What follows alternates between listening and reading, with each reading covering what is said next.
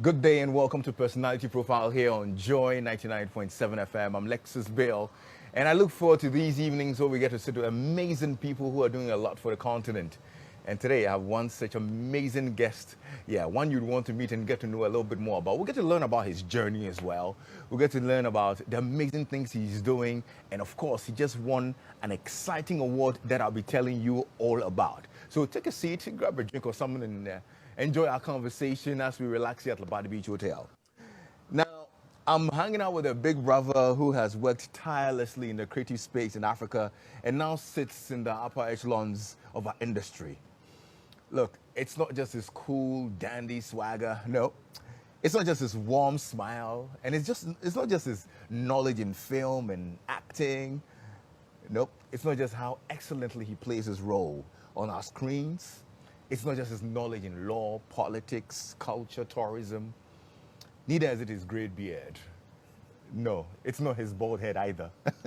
It's actually all of this, and especially the impact he has created on the continent. And that's why he's celebrated today. Yeah, my guest is actor, writer, producer, lawyer, former journalist, and our favorite on-screen sugar zaddy. Yeah, you can call him that. Or you can call him Mr. Castle. Yeah. But more importantly, he's the winner of a very, very special award that I'll tell you about. At the 7th EMY Africa Awards, he was given the Continental Film Icon Award. Yeah, it recognizes icons in diverse fields whose impact and output have been seen and felt across the continent of Africa. As a prolific and versatile actor, writer, and producer, his versatility on and off screen has earned him multiple awards and nominations. He's written and produced and starred in multiple timeless pieces that have influenced Nigerian and African cinema. And you cannot mention the legendary African actor's name without mentioning that he is the one and only RMD, Richard Mofe-Damijo. Welcome, brother. That's a whole lot, man. I know, right? That's a ton, but I had to put it together because, look, you deserve it. You deserve it. God bless you so much. I need to give you your flowers now. Do you have flowers around here or something? Or I just pluck something from back here. But I think you've done amazing for the industry. And you deserve the award as well at the EMI Africa Awards. Thank you. I mean, you said it all. There are enough poetry, books, and songs that talk about celebrating somebody when he's alive. Right. You know, there's a popular song in Nigeria now. What was it? That says, celebrate me when I'm alive. Absolutely. You know? So yeah, it's humbling. Yeah. It also serves to fire your hunger for more successes. For me, success is not a destination, it's a journey. It's snippets of little wins and victories, and when you're alive and you see and you get rewarded for the work you have done, it's very gratifying, and also I'm thankful. Yeah. Are you at the point where you can say that you can look back at your life and say, I have lived and I'm fulfilled? Not at all.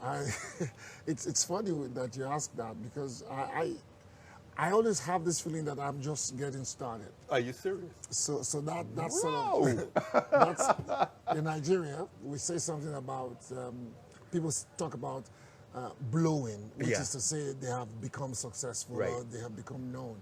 And I always say it, and they think I joke when I say I haven't blown. So Hey. I am in the process of blowing. Yeah. So, and I love the process. Yes. Of I'm looking at what metrics you would use to say, okay, now I have blown. What is that for you? I think it's when I become great. You think you're not great? No, I think greatness can be determined or can be measured by your service to humanity. I don't think that I have served enough. I think that I still owe my audience a lot more service and respect and gratitude, and I express my gratitude through doing a lot more work with younger people this time. Okay. Tap on their energy, tap into their energy. Why with younger people? Because, you know, they own today. We are just interlopers, if you like. We are when they let you in, it's a rare privilege to be able to work with them, see their dynamism, and guide when your wisdom is needed. Yeah. Dictate? No.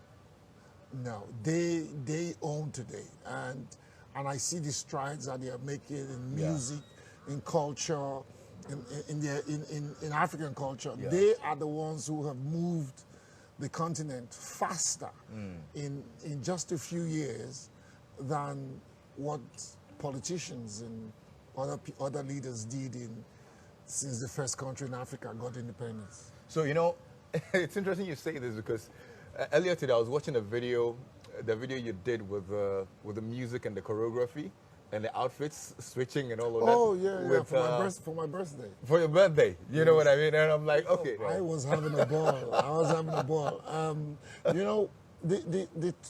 It's a construct, age, old. Yeah. It's a construct. So I just don't tap into it.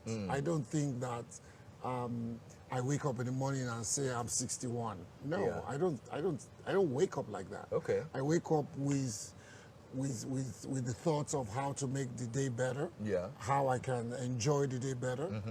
And so when people say, "Oh, this guy doesn't want to get old," I don't see their point. Because you can't put age in a box. Absolutely. And say these are the prescribed activities for 61-year-olds and 51-year-olds. Yeah, so I get that. I hate to be boxed. But you need to let people know what the fountain of youth is, because you don't look 61 for starters. Thank you. So how do you keep it fresh? I have nothing to do with it. It's just gift. That's it, like just good genes. I guess. Good genes or good docs? Everything. I do take my vitamins. Okay. And I do. Which of them? C, D, B, C is like the primary. Okay. Vitamin for me. It's. You do that every day. Every day. I don't think that I've missed it more than 3 or 4 times in a row since I was 40. Wow. Yeah. So that's and guess what? Who I learned it from? Who? Professor Shoinka. Yes, there was a time he was talking about Christopher Okigbo, who was a poet, a very renowned poet, that, when they would go out and have a wild night and everything, in the morning he would just, take a lot of vitamin C and get revitalized. That sort of stuck in my head, and I don't know why, but, it has helped. I mean, COVID came and went, and I knew that I survived it, grace of God, and also being able to take my vitamins as regularly as I can. So, actually thought I try to eat right as well. So okay. I mean, I'll eat shito and tilapia and Ghana jollof. Oh, there you go. When I'm here. I actually thought you would mention your beans, because I know that. Beans and dodo is like since I came, I've been asking everybody, because I love kelewele, right? Oh, yeah, right. So I've been asking if I can get it with beans. Yes, but absolutely. beans is like a red thing here. So you guys there's beans all over. So how come I Here, don't get here we rice? call it gobe. Gobe. Yeah. Oh, so I've been asking the wrong question. You've been asking it. Oh, I mean, yeah, it's fine, but Gary. So when I get to the restaurant, you can just say you want gobe. I want gobe. Oh and yeah, kelewele. beans and your fried plantain, and you get it sorted, beautiful one. I don't like it with just fried plantain. It has to be kelewele. It has to be kelewele. Yes, I love the softness of the plantain. Okay, and of course the ginger in it. Yeah, good stuff. So I actually thought this was just going to be personality profile, but it looks like we have had a whole health consultation. Vitamin C. Some of us started taking vitamin C just because of COVID. Do you get what I mean? Yeah, so I found that out yeah, as well. Yeah, a lot of people. I for one. It works for me. I don't know whether it works for anybody else, but we're going to try it. I eat healthy. I try to work out from time to time, but otherwise I can't lay claims to how I look. Listen, guys, you want the gray beard and the bald head, vitamin C. Anyway, now let's stay on this generational gap a little bit more before we get to know about the beginnings and go through the journey to getting here. You've been in this industry for 3-4 decades, right?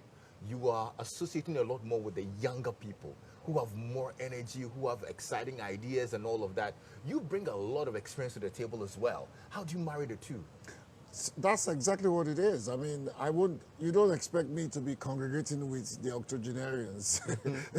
I want to tap into the energy of younger people because they own today, not the future. Yeah. If you notice, I'm deliberately saying today, they own today. And of course, because if they don't, if I feel like I don't have enough energy to harness the amount of work that I need to do here, the best thing to do is to turn to those who really do have the energy to do that. And that's what I do. So I see a young person doing well and I like what they're doing. I ask to be let in. And the young man who I did a video with, I picked him out. I told my team that, look, I want to work with this young man. You know, and as I said, go get him. That's my gift to myself for my birthday. I want to being the things that he does. and I was really pretty excited. It took over 4 hours of intense work, but I loved every minute. It came out pretty good. I mean, loved every minute. At some point, I thought that Michael left you with some part of his dancing whale. I'm a big fan of Michael. Okay, so I think at your 60th birthday party, I saw the Worry Boy inscription. And of course, I have the impression of Worry as a very, very, as the roots, the streets, you know, the hard knock life. But today, we're looking at somebody who's very successful, being celebrated across the continent. The story didn't look like this is how it's going to be from the beginnings, did it?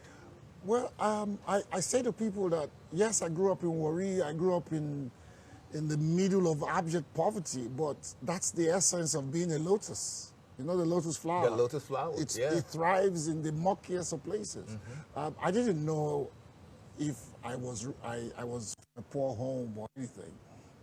The idea is not about letting your location determine what your outcome in life will be. It's elevation. You have to be able to elevate over and above the muck that you find yourself and thrive. So I thank God that I was raised by parents who made me see life from a different perspective and made me understand that I could be anything that I wanted to be, and which is the philosophy that I thrive on. I tell people that you can be anything you want to be. It doesn't matter where you are, wherever you are located. Thank God today that the world has been shrunk, or it's so small now, the entire world now is a village. Yep, absolutely. Absolutely, you can reach out to anybody. Drop mic. Yes, enough said, absolutely. But tell us about the beginnings, the lessons. You mentioned your parents and the lessons that they taught you. What are some of those things you picked up from when you were much younger? Humility, and it doesn't hurt to be humble, and hard work, or like they would say today, smart work is important, and have a heart for God, you know.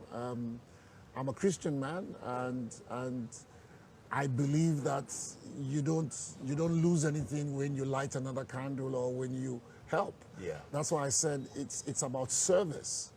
So the all-time injunction of loving your neighbor as yourself, you can't put it any way better. When we lose that humanity, you will find crime, you will find hunger, you will find everything, because there is enough actually.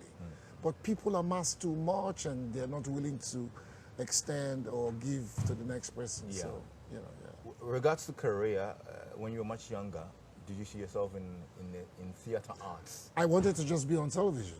Yes. Really? Yes, I just wanted to be among those guys in a box. Where did the motivation come from? From just watching people, just watching films. I'm a child of film. So I wanted to be in there, and I knew that theater was the way to go. If I had to spend half of my life on stage first, I knew I would end up in a box. Wow. So you literally planned it out, because you actually studied theater arts in University of Benin. Yes, right? yes. So you knew that this is I knew that field. That was what it was. But at the time, this was how many years ago? 40, 45 years ago or something? It was in 1980. 1980, okay. That would be what, 42 years ago? 42 years ago. 42 years, yeah. Yes. My parents, my mom especially, was very worried. But I just kept telling her that she would see me on television. That she shouldn't worry. She was illiterate. She didn't go to school. And I just kept saying to her, don't worry. Because she wanted me to be a lawyer. That's what she knew, right? Oh dear. Yeah, and I said, don't worry, this theater thing. She liked television. There was nobody in the 80s or early 70s who didn't like television. Yeah. So it was the novelty of it. So absolutely. I knew I was going to be there. And until date, everything I do, even with law, I love the IP area and you know, anything that has to do with intellectual property. Okay. And so it is still the area that I concentrate on. Okay. And find a way to bring it onto television. But at the time, did it make economic sense to chart that path? It wasn't about economics. Again, that is part of the orientation that probably has ended all of us in the quagmire that we are in today. It can't always be transactional. If it is always transactional, then there will be no soul, there will be no heart. For me, I was lusting after a profession that will make me happy. Okay. So it was never about economics until date. Economics or money is incidental to it. Are you serious? Because when your art is good, when your presentation on television is good, when your camera work is excellent, what comes after? So it's the same thing. When God says that you should quest after his kingdom and everything else shall be added, it's the same thing. When you have the work of your hand and they say, you are the best presenter in Ghana, you are the best cameraman in Ghana, that is the work of your hand. And there is divine promise, right? Divine promise that God will bless that thing that you call work. Yeah. Whether it is in the sciences or in just writing or in whatever field you find yourself, you will be blessed. So economics should actually not be the basis for it. Yeah. It should come from a place of passion. Yeah. When you're driven by passion, money will come. That's interesting. You still had a life to live. I totally understand that, but I'm still wondering, because even now, a lot of the actors will talk about how the film industry is not as lucrative as they expected. They get in with all the soul and the passion, but they're unable to get by. They need to, I mean, a few months ago... The only reason, let me tell you, let me cure that. So that the only reason why you will stay in there, it's because it gives you something more, much more than money.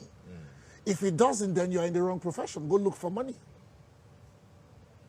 It's simple. Why are you still there? If really you wake up every day and you just grumble that there is not enough money in the profession that you are in, what the hell are you doing there? How about wanting to just clock in every day as an actor? That's all I want to do. Put me in front of a stage or put me in front of a camera. That's all I want to do. We'll talk the money later. You know, the agent will go discuss the money, but I love it. I'm doing it. Yeah. Go talk money with them. Would you say there was no point you thought, okay, look. Absolutely no point where I said I was going to leave. I'm not done. No, it's important because we don't have all day. But the truth of the matter is, I have never ever wanted to give up on acting, because to want to give up on that is to want to give up on life itself. Okay. And I'm not suicidal. I'm not in any way tired of living. No, I'm questing. I'm constantly seeking for something new and better that will make me a better person, better husband, better father, better actor. Yeah. You know, how to say thank you to my audience all the time. It's a lot of love and pressure at the same time. I can imagine. When the people love what you do, your duty to them is to keep giving them things that will bring as much joy to them as they give you. And what would you say is the biggest challenge you've encountered on this journey you've been on? Sometimes not having enough work or not having enough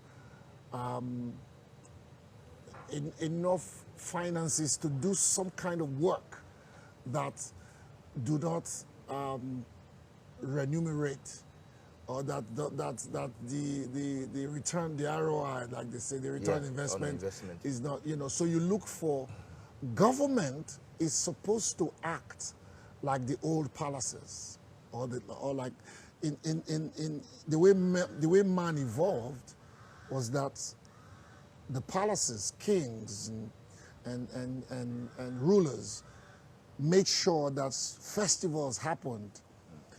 Carvers who were carving would have wood and enough money to carve, and those who would design things will have enough time to design. The palaces will give commissions to Michelangelo, and the church will commission, Michelangelo to do the Sistine Chapel. The Medici family would do that. The Oba of Benin would tell all the bronze makers to make bronze heads. This year we are celebrating womanhood. Make the best designs in, the Ashanti people, we say we want to make the best stool in gold this year. Yeah. Let's see the best craftsman. Government in most African countries, they have abdicated that function. They are supposed to provide a basis for the funding of arts because it is what defines a people. It's their music, it's their food, it's their culture, it's their art, it's their dance, is their clothing, everything that talks about the aesthetics of the people. Government is supposed to make sure that does not die and so provide funding for all of that. But all of that is missing. Do you know how much money Britain, France, and all those countries put as culture? Yeah. The budget for culture sometimes is as big as defense. Yeah, but not the side of town. Yeah, because they do not understand. In Africa, they do not understand that the biggest tool, okay, for a people's identity is their art. So you must create, the enabling environment for the arts to thrive. Yeah. If you don't, the kente will die. The drums will die. The music, look at what has happened to high life music. Imagine if the Council for Arts and Culture or the Ministry for Arts and Culture in Ghana, in Nigeria, and all of that, make sure that there is a systemic thing that can ensure that there is support for that. People will be still playing high life the way you know it. Ghanaians will still tie their wrapper on Fridays or on Saturday and go to a high life bar and just listen to good music. And the musician who is playing doesn't have to worry where the next food is going to come from. Governments in Africa, they have all forgotten. Thank God for digital age. Look at what Burna Boy, look at what Sarkodie, Shatawale, look at what these boys are doing for our image and for our countries that all the politicians put together have not been able to do in 60, 70 years of independence. You had a chance to work in politics. Yes. You were Commissioner for Culture and Tourism in Delta State. And this was all I preached. And what happened? You couldn't when the buck doesn't stop. Through your ideas? I did as much as you can, but they still think in terms of bricks and bats. They think it's about road construction. It's about building hospitals. You cannot be talking about dancing when we have not built roads. Hello? They go hand in hand. When you build roads, you must build culture. You must invest in people who are not necessarily scientists. Because when the scientist is done doing his work, he goes back home, he wants to hear music, he wants to look at arts. Everything is a continuum. Life in itself is a continuum. They all interlap. There is a point of convergence. That law and sciences and the arts do not matter anymore. It's about living. You sound like you were frustrated in your position. I wasn't frustrated. I was just disappointed that I thought I could do more. Would you take another chance? I would if the chance arises.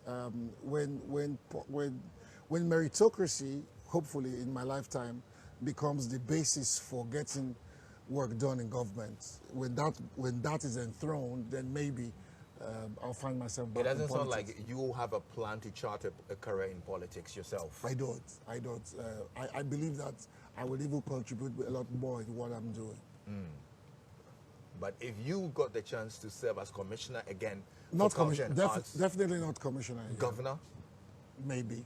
Okay. Or minister. Or maybe, minister. Maybe. There you go. Or president, maybe. Or president. Then I will be able to do the things. Inherently, would you say you have presidential ambitions? No, I don't. But in matters of politics and the heart, you never say never, because sometimes time and chance can throw things your way. Yeah, absolutely. Now, your decision to pursue law and study it, was it to fulfill a mother's wish? It was partly that, and also to just expand my vista. I think that I wanted to know more about life, and it's probably one of the single most important adult decisions that I took at the time that I took it, because today I'm all the better for it. Yeah. I understand what it means to be really learned, because it does really open up your life to things that you never thought you could comprehend. At what age did you start learning? From the day, law. I was. I got into law school in '98, I think. Okay. Yeah, 1998. So the plan was to actually be a lawyer. I'm already. Just go. You see, with Africa, they think that being a lawyer is going to court. Right. You know, I do private, commercial. Yes. I'm asking because it meant that you were going to have the legal life and then the movie. I knew I was going. It was going to impact. Yeah. On my creative work. Yeah. And it has impacted a lot.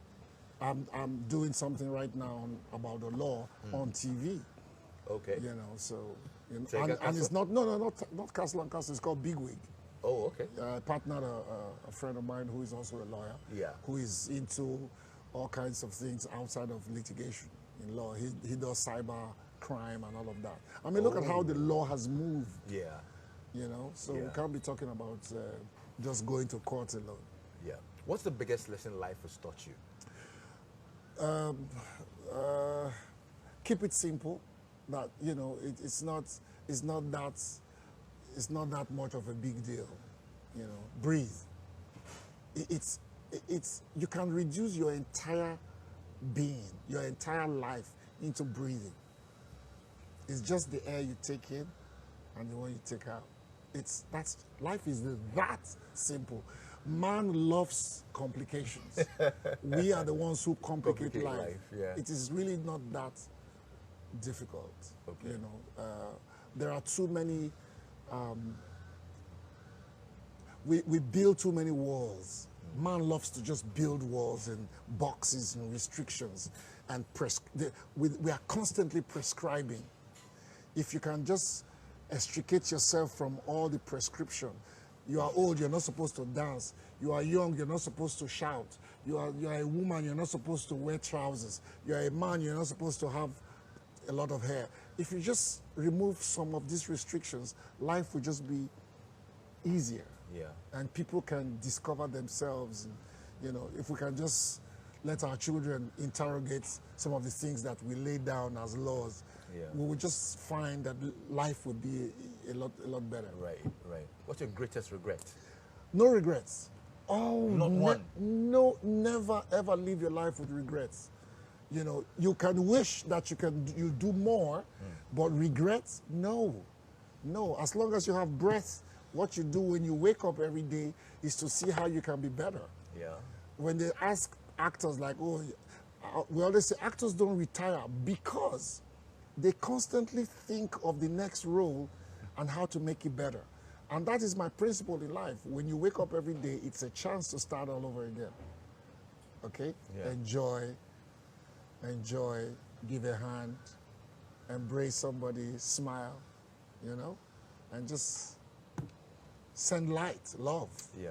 Embrace God and teach the next person who hasn't been, who doesn't understand, you know, God and all of that. I tell you what, this conversation has been so uplifting, if I can put it that way, at least for me, and I'm sure you watching us have enjoyed this as well. You've dropped so many nuggets, but as we wrap up, there are so many young people who look up to you. You're idolized on the continent.